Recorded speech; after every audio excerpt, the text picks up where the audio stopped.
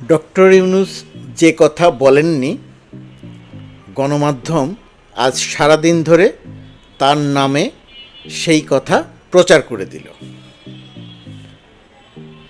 এটা দুঃখজনক তো বটেই, তার চেয়ে আরেকটু বেশি কিছু। গণমাধ্যমের দায়িত্ববোধের জায়গাতে সম্ভবত আরেকটা প্রশ্ন তৈরি হলো। ফ্যাসিস্ট শেখ হাসিনা সরকারের সময়ে গণমাধ্যম ভয়ে আতঙ্কিত থাকত। শেখ হাসিনার নামে একটি শব্দ লেখার আগে হাজারবার চিন্তা করত, কিন্তু শেখ হাসিনা ছিল ফ্যাসিস্ট, নির্মম, নির্দয়। তারা মানুষকে গুম করতে, হত্যা করতে পিছপা হতো না, মামলা দিতে পিছপা হতো না।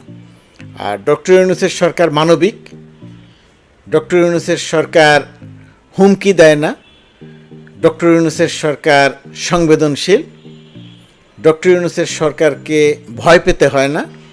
সেই কারণে গণমাধ্যম কোনো ভয় না পেয়ে ইংরেজি বাক্যটির সঠিক অনুবাদ, অধিকাংশই, সবাই নয়, অধিকাংশ সঠিক অনুবাদ না করে যে কথা তিনি বলেননি সেরকম সংবাদকে শিরোনাম করে প্রচার করে দিল। সন্ধ্যায় এসে প্রধান উপদেষ্টার প্রেস সেক্রেটারি সঠিক ব্যাখ্যাটি দিলেন যে তিনি একথা বলেননি। কোন কথা বলছি দর্শক, আপনারা নিশ্চয়ই তা বুঝতে পারছেন। জলবায়ু সম্মেলনে আল জাজিরার সঙ্গে একটি সাক্ষাৎকার দিয়েছিলেন ডক্টর ইউনূস, তত্ত্বাবধায়ক সরকারের প্রধান। সেখানে অনেকগুলো প্রসঙ্গ নিয়ে তিনি কথা বলেছেন। একটি প্রসঙ্গ ছিল এরকম, সংস্কার প্রসঙ্গে। প্রশ্নটি ছিল এরকম যে সংসদের মেয়াদ ছিল 5 বছর, এখন এটাকে সবাই 4 বছর করতে বলছে, বা 4 বছর করা হবে, সরকারের মেয়াদ কমাতে বলছেন সবাই।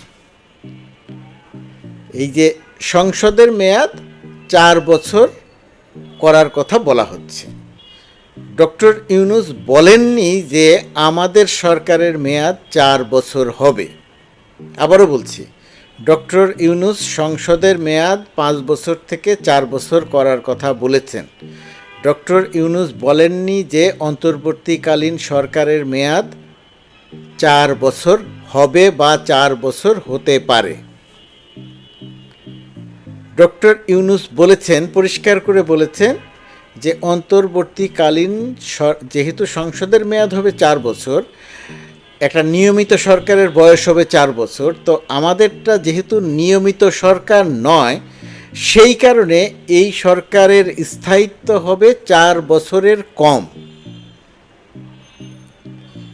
এই সরকারের স্থায়িত্ব 4 বছর হবে এ কথা তিনি বলেননি। এই সরকারের স্থায়িত্ব হবে 4 বছরের কম। এখন 4 বছরের কম বলতে তিনি তো 2 বছরও বুঝিয়ে থাকতে পারেন, তিনি তো 3 বছরও বুঝিয়ে থাকতে পারেন, তিনি তো 1.5 বছরও বুঝিয়ে থাকতে পারেন। তাহলে আমরা কি করে সংবাদ শিরোনাম করলাম যে 4 বছর হতে পারে?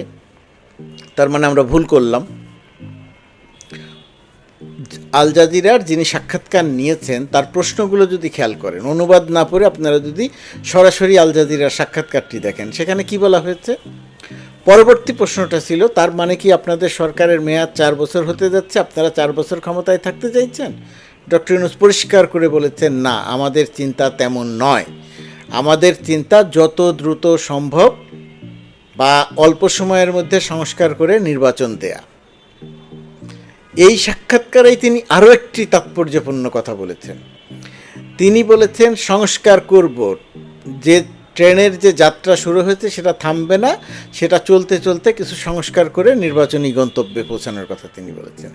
তিনি এই সাক্ষাৎকারে এও পরিষ্কার করে বলেছেন সেটা রাজনৈতিক দলগুলোর সঙ্গে ঐক্যমতের ভিত্তিতে হবে। যদি রাজনৈতিক দলগুলো ঐক্যমত পোষণ না করে, রাজনৈতিক দলগুলো যদি বলে যে সংস্কার বাদ দাও, নির্বাচন দাও, তাহলে সেটাই হবে। তার মানে হচ্ছে রাজনৈতিক দলগুলো যে চাইবে ডক্টর ইউনূসের কাছে, সেই কথাটা খুবই গুরুত্বপূর্ণ। অর্থাৎ রাজনৈতিক দলগুলো যদি না চায়, তিনি রাজনৈতিক দলগুলোর সাথে বিরোধে জড়িয়ে সংস্কার করবেন, নির্বাচন দিবেন, সময় নেবেন, সেই রকম চিন্তাভাবনা তার এই সাক্ষাৎকারের কথার মধ্যে একেবারেই নেই। অথচ রিজভী আহমেদ বললেন সংস্কার করতে কেন 4 বছর লাগবে। রিজভী ভাই সম্ভবত ডক্টর মোহাম্মদ ইউনূসের সাক্ষাৎকারের ইংরেজিটা পুরোটা দেখেননি। যদি দেখতেন তাহলে আমি নিশ্চিত যে তিনি কথা বলতেন না। যাই হোক, তো এই যে ডক্টর ইউনূস বললেন এক রকমের কথা, আমরা গণমাধ্যম লিখলাম আরেক রকমের কথা। এটা কিন্তু আমরা যে গণমাধ্যমের স্বাধীনতার কথা বলি, মুক্ত চিন্তার কথা বলি, মত প্রকাশের স্বাধীনতার কথা বলি, এইসব ক্ষেত্রে যদি গণমাধ্যম তার দায়িত্ব সঠিকভাবে পালন না করে, তাহলে কিন্তু সাধারণ মানুষ থেকে শুরু করে সরকারও, যে সরকারই আসুক, একটা সুযোগ পেয়ে যায় গণমাধ্যমকে নিয়ন্ত্রণ করার, গণমাধ্যমকে নিপীড়ন করার। গণমাধ্যম নিয়ন্ত্রিত হবে কিনা, গণমাধ্যম নিপীড়নের শিকার হবে কিনা, সেই সিদ্ধান্ত কিন্তু গণমাধ্যমকে পরিষ্কার করে নিতে হবে। জেনে বুঝে সত্যটা লিখতে হবে। জেনে জানতে এবং বুঝতে, জানার এবং বোঝার যদি সীমাবদ্ধতা থাকে, সেই সীমাবদ্ধতার পরিপ্রেক্ষিতে আরেকজনকে কেন্দ্র করে যদি আমরা গণমাধ্যমে ভুল সংবাদ উপস্থাপন করি, তাহলে সেই দায় দিন শেষে গিয়ে গণমাধ্যমকে নিতে হয়। সমাজে আরও কিছু বিভ্রান্তি তৈরি হয়। এখন প্রশ্ন আসে যে এই সরকারের মেয়াদ কতদিন হবে। সবাই অস্থির হয়ে গেছি যে এই সরকারের মেয়াদ কতদিন হবে।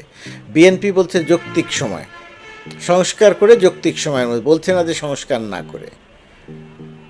অনেকে বলছেন এই সরকার তো শুধুমাত্র নির্বাচন করার সরকার, সংস্কার কেন তারা করবে, সংস্কার করার ম্যান্ডেট কি? খুব সংক্ষেপে বলি, ম্যান্ডেট কি? একটা গণ অভ্যুত্থান সংগঠিত হয়েছে, সেই গণ অভ্যুত্থান সামনে থেকে নেতৃত্ব দিয়েছে ছাত্র জনতা, শ্রমিক।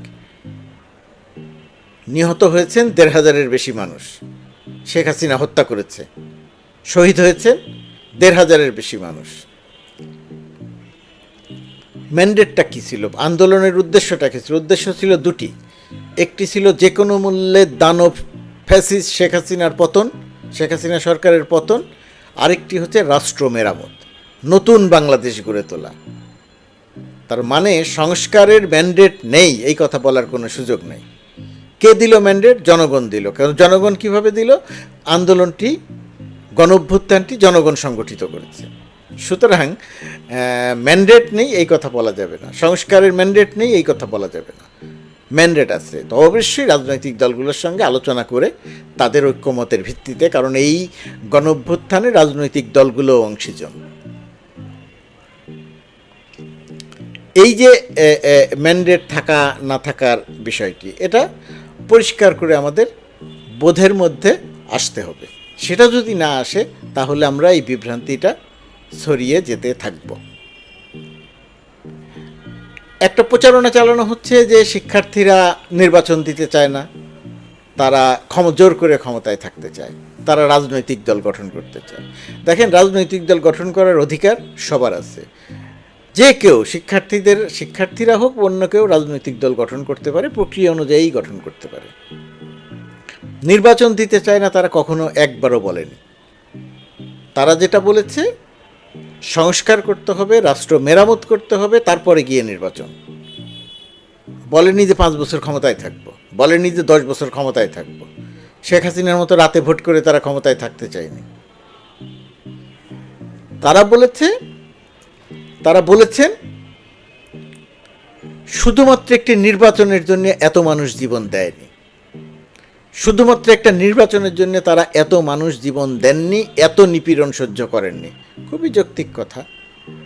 ডক্টর ইউনূসও যৌক্তিক কথাই বলেছেন। বিএনপির অধিকাংশ নেতার কথাও, তারেক রহমান, মির্জা ফখরুলের কথাও খুবই যৌক্তিক। দ্রুততম সময়ের মধ্যে, যৌক্তিক সময়ের মধ্যে নির্বাচন চান, সংস্কার চান। সংবিধান সংস্কার করা নিয়ে তাদের মধ্যে প্রশ্ন আছে, কিন্তু এছাড়া অন্যান্য সংস্কারগুলো তারাও চান। এখন বিএনপি আরেকটি কথা বলেছে জাতির উদ্দেশ্যে ডক্টর মোহাম্মদ ইউনূসের ভাষণ শুনে, যে এটাতে হতাশ হয়েছেন, নির্বাচনের দিক নির্দেশনা পাননি। বিএনপির জায়গা থেকে হতাশ তারা হতে পারেন, তারা হয়তো একেবারে সুনির্দিষ্ট করে নির্বাচন চেয়েছেন, নির্বাচনের তারিখ জানতে চেয়েছেন। কিন্তু সংস্কার কমিশনগুলো যেগুলো করা হয়েছে সেগুলো ডিসেম্বর বা জানুয়ারির মধ্যে রিপোর্ট দিবে। রিপোর্ট দেওয়ার আগে নির্বাচনের রোডম্যাপ, নির্বাচনের তারিখ ঘোষণা করা সম্ভব নয়। এটা নিশ্চিত যে ডক্টর মোহাম্মদ ইউনূস নির্বাচনের দিকে এগোচ্ছেন, নির্বাচন কমিশন গঠনের দিকে এগোচ্ছেন এবং নির্বাচনী সংস্কার কমিশনগুলোর রিপোর্ট পাওয়ার পরে নিশ্চয়ই তিনি নির্বাচনের একটা রোডম্যাপ সম্পর্কে ধারণা দেবেন অথবা সুনির্দিষ্ট করে উল্লেখ করবেন। সেটা হতে পারে, কবে হবে জানি না, তর্কের জন্য বলছি, সেটা হতে পারে 2025 সালের ডিসেম্বরে, হতে পারে 2026 সালের ডিসেম্বরে। কোনটা হবে সেটা আমরা জানি না। সংস্কার যেগুলো তারা করতে চান সেগুলো করে নির্বাচন দেবেন। বিএনপি একটা যৌক্তিক সময়ের মধ্যে নির্বাচন চায়। যৌক্তিক সময় তো বিএনপির কাছে যৌক্তিক সময় তো 2025 সালের ডিসেম্বর পর্যন্ত যে কোনো সময় হতে পারে যৌক্তিক সময়। এমনকি 2026 সালের ডিসেম্বর পর্যন্তও তো বিএনপির কাছে যৌক্তিক সময় হতে পারে। বিএনপিও তো পরিষ্কার করে বলেনি যে কোন সময়টি আমরা চাই। বিএনপি একটি সুষ্ঠু নির্বাচন চায়, বিএনপি একটি গ্রহণযোগ্য নির্বাচন চায়, বিএনপি এমন একটি নির্বাচন চায় যে নির্বাচন দিনের ভোট দিনে হবে, রাতে হবে না। বিএনপি এমন একটি নির্বাচন চায় যে নির্বাচনটিতে জনগণ ভোট দিতে পারবে। ডক্টর ইউনূসের সরকার সেরকম একটা নির্বাচনই করতে চায় এবং সেই নির্বাচনটি অনুষ্ঠিত হলে বিএনপির ক্ষমতায় যাওয়ার সম্ভাবনা সবচেয়ে বেশি। তো সব কিছু মিলিয়ে বিএনপির সঙ্গেও আসলে সরকারের যে খুব বড় রকমের বিরোধ আছে এখন পর্যন্ত, সেটাও ভাবার কোনো কারণ নেই। বিএনপি ওই সরকারকে সমর্থনই দিয়ে যাচ্ছে। ছোটোখাটো টানাপোড়েন হতে পারে, শিক্ষার্থীদের এক রকমের চিন্তা থাকতে পারে, তারা এত রক্ত দিয়ে আন্দোলন সফল করেছে, সেই ক্ষেত্রে তাদের যে স্বপ্ন আছে খুব স্বাভাবিকভাবেই তারা চাইবে সেই স্বপ্নের বাস্তবায়ন করে তারপরে তারা ক্ষমতা থেকে যাবে। এটার মধ্যে তো কোনো ভুল নেই, এটার মধ্যে তো কোনো অসততা নেই, এটার মধ্যে তো কোনো মানে এমন চাওয়া নেই যে চাওয়াটা একেবারে অন্যায় বা অপরাধ। সুতরাং সব পক্ষের গোড়াটা একই জায়গাতে, একটা সুষ্ঠু নির্বাচন, একটু আগে একটু পরে, 6 মাস আগে 6 মাস পরে, 1 বছর আগে 1 বছর পরে। নির্বাচিত সরকারই সব করে, অনির্বাচিত সরকার কিছুই করেন, এই ধারণাও যেমন ঠিক নয়। একই রকমভাবে অনির্বাচিত সরকার সারা জীবন ক্ষমতায় থেকে যাওয়ার চিন্তা করবে, সেই ধারাটাও ঠিক নয়। নির্বাচিত সরকার আসলেই সব সমস্যার সমাধান হয়ে যাবে, সেটাও ঠিক নয়। ঠিক কোনটা? ঠিক হচ্ছে বর্তমান সরকার, অন্তর্বর্তীকালীন সরকার অনেকগুলো সংস্কারের কাজ সম্পন্ন করে যাবে অথবা সম্পন্ন করার পথে এগিয়ে যাবে। তারপর একটি নির্বাচন দিবে এবং সেই নির্বাচিত সরকার এসে তত্ত্বাবধায়ক ডক্টর ইউনূসের সরকার যে পথ দেখিয়ে গিয়েছিল সেই পথ ধরে হাঁটবে। তাহলে দেশে গণতন্ত্র প্রতিষ্ঠিত হবে, মানুষের মতামতের প্রতিফলন ঘটবে, দিনের ভোট রাতে হবে না, ভোটারবিহীন নির্বাচন হবে না, জোর করে ক্ষমতায় থাকা হবে না। এটা মোটামুটিভাবে ডক্টর ইউনূসের সরকার যদি নিশ্চিত করে যেতে পারেন তাহলেই ইতিহাসের অংশ হয়ে থাকবেন বর্তমান সরকার।